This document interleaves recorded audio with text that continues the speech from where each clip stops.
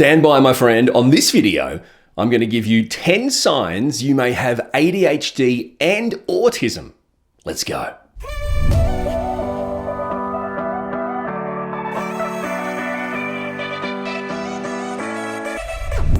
Welcome. So good to see you. Thank you for taking the time to watch this video. I'm Orion Kelly, that autistic guy. I'm all about helping you raise your level of understanding, acceptance, and appreciation of the autistic community. If that sounds like something you'd be interested in being a part of, I'd be delighted if you consider joining this beautiful YouTube community we have here. And you should check out my other YouTube channel. It's a dedicated podcast channel, nothing but video podcasts. Go and check out Orion Kelly Podcasts. Here we go with 10 signs you may have ADHD and autism. But first, let's briefly talk about autism and ADHD. Autism, or autism spectrum disorder, or ASD, is a quite complex neurodevelopmental condition. In essence, autism presents with difficulties in social interaction, communication, and restrictive or repetitive patterns of behavior, interests, or activities. More broadly speaking, autism is a medically diagnosed and recognized neurodevelopmental disability. What about ADHD? Well, attention deficit hyperactivity disorder, or ADHD, is also classed or falls under the banner of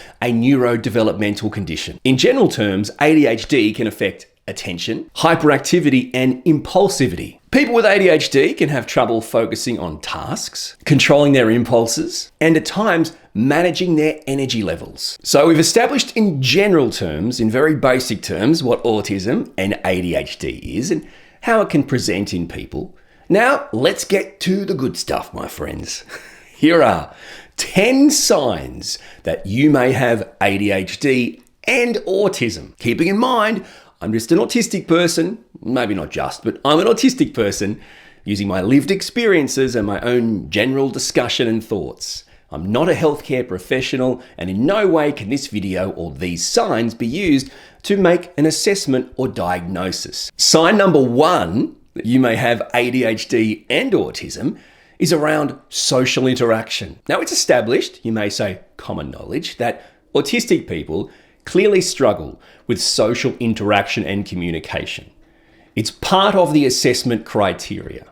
It's normal, everyday, daily challenges for an autistic person. However, those with ADHD can also struggle with social interaction, can also struggle with social cues. People with ADHD can struggle to work out when it's their turn to speak or to wait for their turn to speak. In other words, someone with ADHD may just have a really hard time controlling the want to just speak, to just get in there and be a part of the conversation.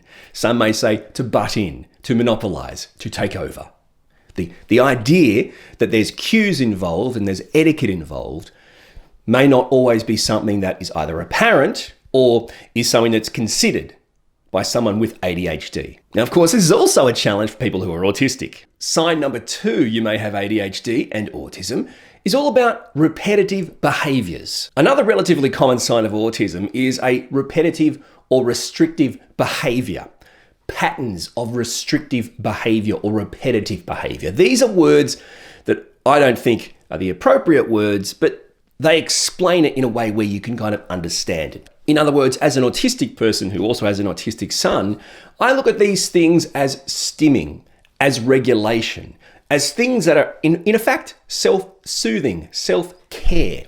So while it may be labeled as restrictive or repetitive, to me, it's actually a form of self-care or regulation. Either way, let's just put that aside. Restrictive, repetitive behaviors are commonplace for autistic people. But did you know they also can be common with people with ADHD? Yeah, some people with ADHD can actually display repetitive movements. Examples can be a little bit redundant because they're generalized and everyone's different, but it could be repetitive movements like moving your body, tapping your feet, fingers, these types of things. Sign number 3, sensory sensitivities. Autistic people can be sensitive, even hyper or hyposensitive to stimuli.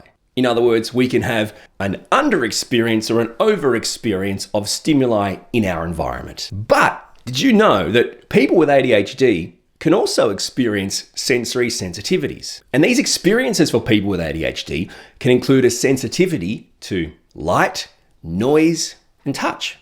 Just some examples. Sign number 4 that you may have ADHD and autism is all about hyperactivity. I know hyperactivity is a common and very specific sign of ADHD, but autistic people, including myself and my son, can also display hyperactivity. For my son, for other autistic kids, it could be things like running, jumping, constantly moving. There's countless examples really of how autistic people can also experience hyperactivity, just like those with ADHD. Sign number 5, impulsivity. In fact, like we spoke about at the start of the video, impulsivity is a sign for both ADHD and autism. It's experienced by both conditions. So regardless of whether you have a diagnosis of ADHD or autism, both or neither, another sign of autism and ADHD is the idea of acting without thinking about or considering the consequences of those actions. Sign number 6 that you may have ADHD and autism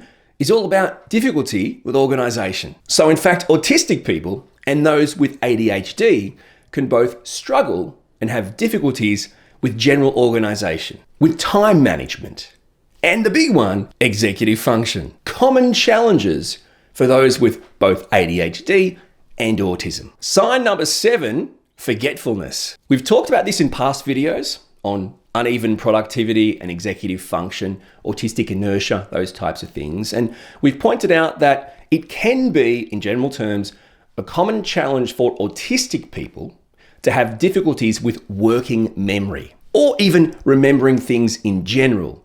Now, that might not be things that are important to them or me or my son, but things that they've learnt or they've heard or instructions or details that we've been given. However, people with ADHD can also have difficulty with forgetfulness. In fact, to be honest, some people can observe a person with ADHD and put labels on them, like they seem a bit absent-minded or a little bit forgetful or a little bit scattered. Sign number 8 you may have ADHD and autism is a poor attention span. Now, for starters, if you've made it to sign number 8 of this video, well, can I just say, I'm proud of you. Well done, my friend. Much love and respect. Poor attention span can be, in effect, a given for people with ADHD. Okay, so we get that. I mean, it's not universal, but it kind of goes hand in hand. In saying that though, autistic people, and I know this from my own experience with myself and my autistic son, we can also struggle with maintaining focus, sustaining that focus on a task. Our attention span can be quite, well, weak at times. And when I mean weak, I mean it's an attention or a focus that can be weakened by distractions, by other things popping up in our world. Sign number 9 is a difficulty in learning. Again, in general terms, this doesn't apply to everyone, but for the most part, both autistic people and those with ADHD can have learning difficulties. And this can be to the extent where an autistic child may require an individualized education or learning plan, or an autistic adult or an adult with ADHD may require additional supports or reasonable adjustments to ensure we're able to understand and digest the information we're being given. Sign number 10, you may have ADHD and autism, intense interests. Did you know that both autistic people and those with ADHD can in fact have intense interests? And these intense interests can often lead to an obsession with specific topics or activities. Now, if you or someone you know has resonated with this video, important to note, I'm an autistic guy sharing my lived experiences. So if you'd like to explore it further, you should take the next step and go and see your family doctor or GP to look into the possibilities of assessment and diagnosis. And if you liked the video, share it. Or if you have some ideas for topics we could cover in upcoming videos, well, let's see them in the comments below. Thank you so much for your support. I really do appreciate it. Until my next video, thanks for watching. We'll talk soon.